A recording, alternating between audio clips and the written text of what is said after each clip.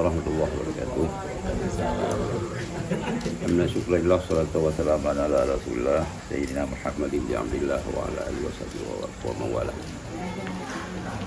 Yang saya muliakan Ketua Himpunan Pengusaha Santri Indonesia, selamat datang Gus ke tempat kami, wilayah Markaz Al-Islah Al-Aliyah, di mana daerah ini bisa didirikan pada tahun 2001.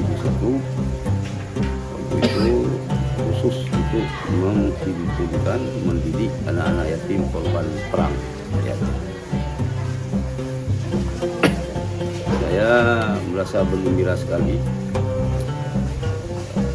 dengan kehadiran Gus ke tempat ini, apalagi dalam rangka pelantikan pengurus Himpunan Pengusaha Santri Indonesia. Ini yang saya nantikan. Sudah lama saya tunggu-tunggu. Kapan ini bisa terwujud? Kenapa ini? Dalam pandangan saya ini sangat penting. Sebenarnya kita sudah terlambat. Tapi ya, pada sebuah kebaikan itu tidak ada kata terlambat. Kita tetap harus berusaha. Rasulullah memberi gambaran kepada kita selaku umat. Kata beliau, la budda li rajulin fi zamanin minad darahimi wad danani. Jadi manusia satu saat nanti, satu era nanti, dia tidak bisa mengelak daripada keperluan uang, dinar dan dirham. Karena dengan dinar dan dirham ini liyuqima biha dinahu wa dunyahu. Dengan dinar dan dirham inilah bisa manusia ini bisa menegakkan agamanya dan kehidupan dunia. Jadi kepada santri-santri yang ada di Aceh ini, saya mohon untuk bergabung. Ini juga perjuangan untuk Islam, di samping kita belajar menuntut ilmu agama, juga berpikir kepada ekonomi, karena dengan ekonomi ini membuat kita mandiri.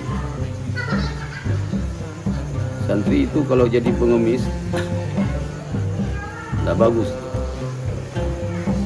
apalagi ngemis-ngemis ke pemerintah, ke penguasa, tidak bagus.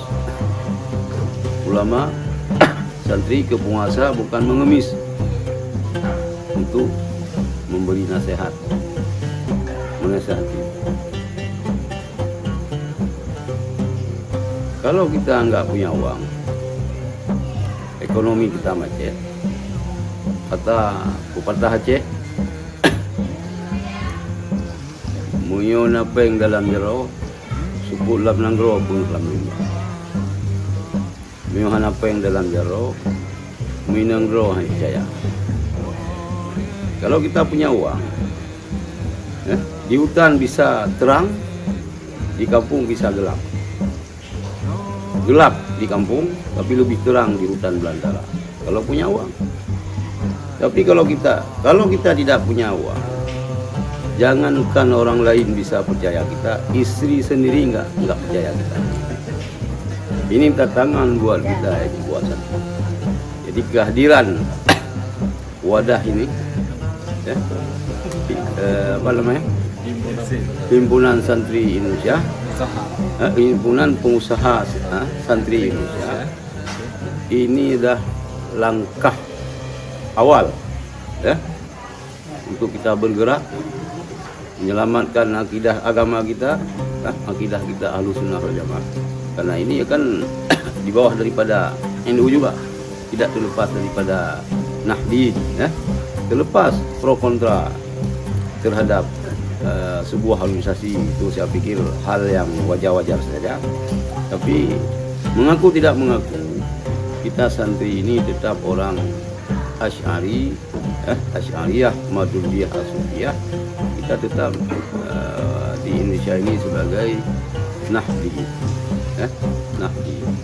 Kasih lagi kepada anak-anak kami, adik-adik kami yang masih di pondok, ataupun yang merupakan alumni Dayah, jangan buang kesempatan baik ini. Kita bersatu, bersatu dengan bermacam latar belakang usaha kita, tapi coba kita duduk bersama, kita berpikir untuk berlangsungan pendidikan Dayah ini secara mandiri. Satu saat nanti Dayah tidak akan lagi bikin proposal minta kepada siapapun, kita bisa mandiri. Karena salah satu yang membuat Islam ini mundur yaitu